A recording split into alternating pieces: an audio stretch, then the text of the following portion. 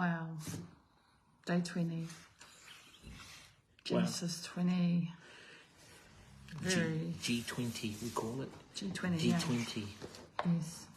Hi, everyone. So welcome back to Sweet Honey from the Rock. And it is from Genesis 20. Pardon me. Now, I don't know about you, but this Abraham gives me food for thought about his actions. Not judging, just wondering what his thought pattern was at the time. It sounds a little bit Does, doesn't it? Yeah, it's crazy.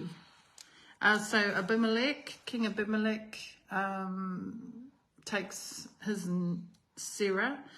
Sarah's 90 at the time. And I was saying to Brian, she must have had great skin and great beauty to be 90 years old. So she must have been either of the dark complexion. Because what did you say, Brian?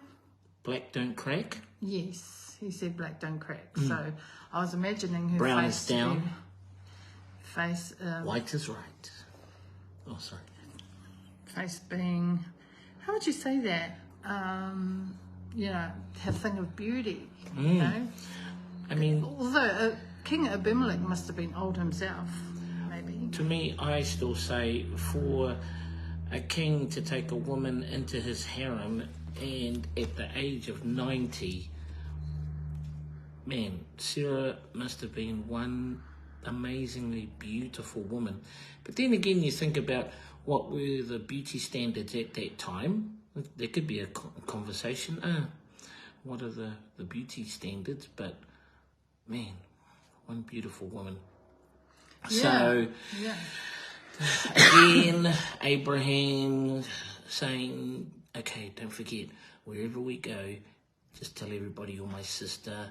And then King Abimelech having a dream, and in the dream, the Lord saying to him, slow your roll, what have you done? Did you know that another man's wife? And Abimelech, what the heck? I did this in integrity and in innocency. He told me that it was her sister, and then the Lord saying to Abimelech, and that's why I didn't let you touch her or come near her to cause you to sin. But now you've got to make it right, and you've got to return this woman to her husband. And then waking up from the dream and giving Abraham a growling. Why did you do that? It's interesting how the Bible in chapter 18, Genesis, describes how Abraham saying, I think in the King James Version, I thought that there was no fear, reverence of God in this place, and that you guys would kill me. And then, and during the dream, God saying, get this man to pray for you. That stood out to me, that particular verse. Get Abraham to pray for you because he is a prophet. And so, growling off Abraham, but then gifting him oxen, male and female slaves, and then also saying to Sarah, I'm going to give this guy, or your husband, 1,000 silver coins, which at the time was equivalent to 3 years worth of wages. That was quite incredible, And then after all that, saying, go anywhere and settle wherever you want in this land. And then Abraham praying for Abimelech and taking away the, would you say curse? Because after he prayed for him, the Lord unblocked the wombs of all the women in King Abimelech's household, and they were able to bear children again. It's very interesting. Yeah, and Abraham's response wasn't an apology either. It was just like, I said to myself, there is surely no fear of God in this place, and they will kill me because of my wife. Like, he had this thing about his wife his half-sister. So it was, but then again, a half-truth, huh? Yeah. And then, yeah, it's like justifying. Besides, she really is my sister and the daughter of my father, though not of my mother, and she became my wife. And when God had me wander from my father's household, I said to her, this is how you can show your love to me everywhere And we loyalty. go.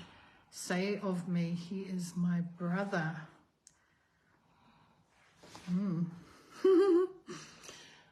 It's interesting. You know how it happened before in an earlier chapter with the Pharaoh of Egypt, and same thing. And repeat. And he did it again. Yeah. Interesting. That was really, like, he often would say that he was fearing for his life because of these people, that he was going to perish. But it's like...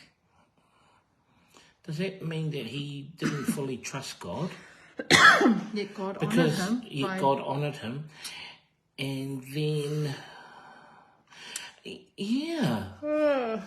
even though he's been told to his face by God in earlier chapters, like look at the sand or look at the stars, and that will be how numerous your descendants will be.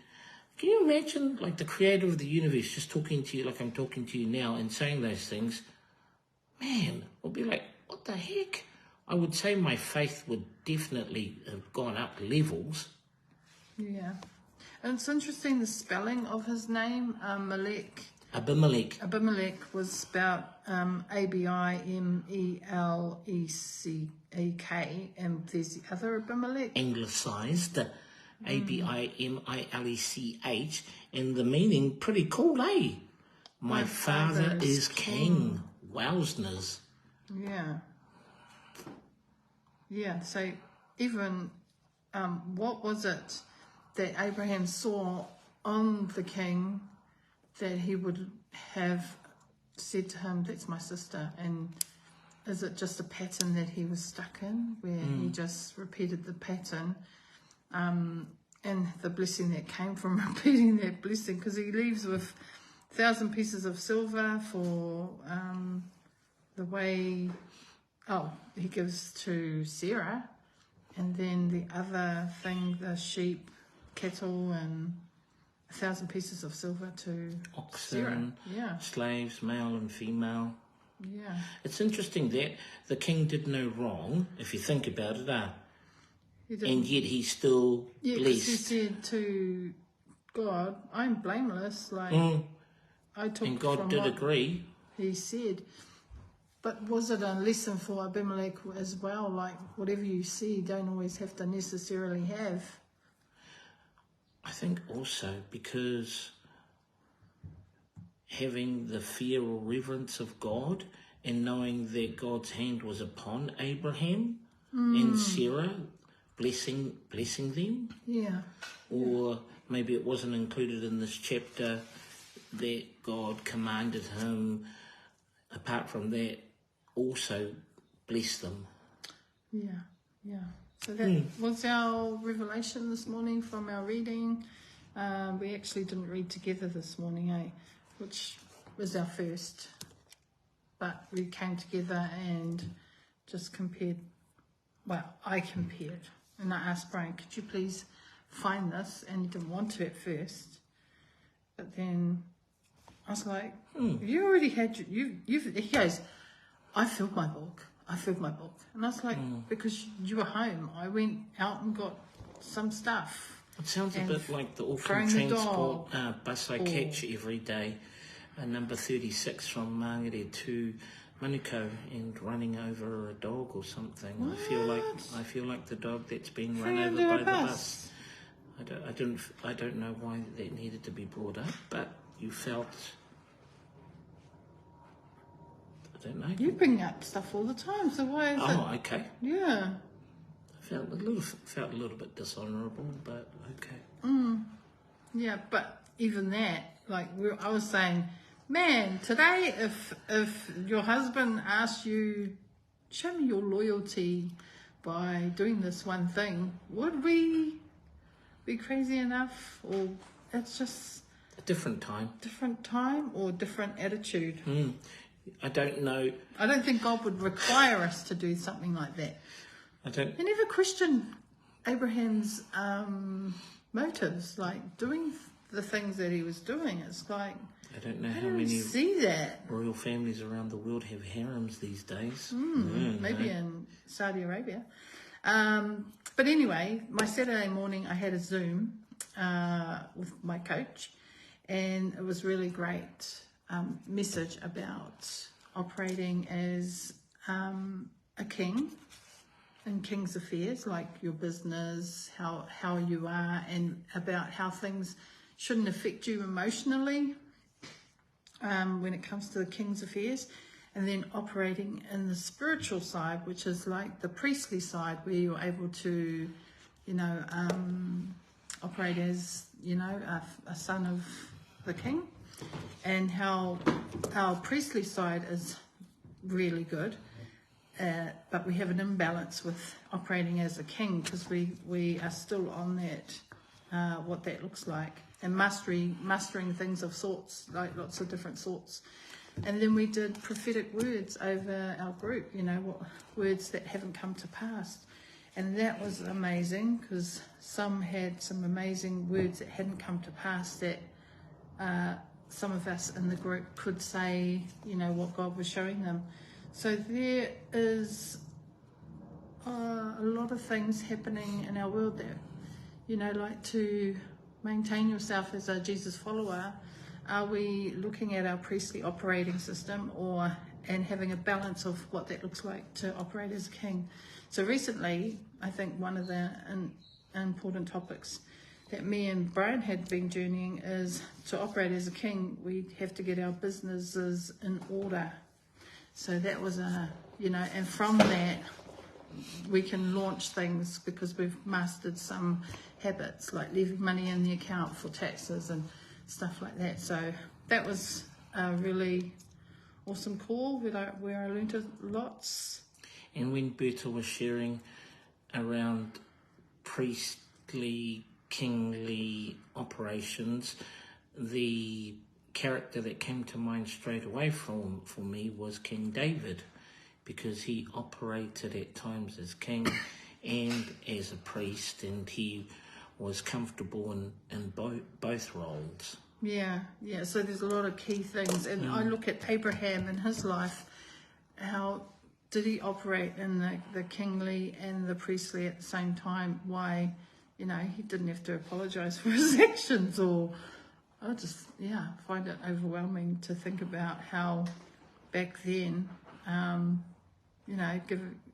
asking your wife to just, because you are my sister, to fulfill that role. So that was a revelation for today. Anyway, tomorrow's the 21st, 21 days, and I'm hoping we could do communion together. Why don't we do it on the 25th, halfway? What's wrong with the 21st? 3 weeks. Okay. It's your book. Yeah, I think the 21st tomorrow, and probably around 3 o'clock, 3 p.m. Feel free to join us with communion, because it is one of those things that Jesus left for us to use all the time, as often as we should. Somebody's trying to bump into our live. He's been sitting at the back of us this whole time. Nosy. Snoopy man. Nosy boy. Okay. Hey, Snoopy. You nosy dog. So feel free to jump on at 3. I think we'll look at 3 p.m. Oh, okay. We've got set times now. Yeah, we've got set times. Why not? We have a planner, so we should plan it. Well, you should have done that from day one then, shouldn't you? Are you asking me or telling me? It's just a question. It's a valid question. Well, what can you do with that question if I say no response? Maybe for the second book, that'd be good with your lives. Again, please don't share worry your about thoughts. his responses when you on a live. Please share your thoughts, your revelations, lessons you've taken away from your reading, and how life is going, journeying as a couple, as a family, doing life together. Let us know if there's anything we can pray for you as well. We'd love to hear from you, and just thank you for your ongoing support, everyone. We're going to go visit Grandma now.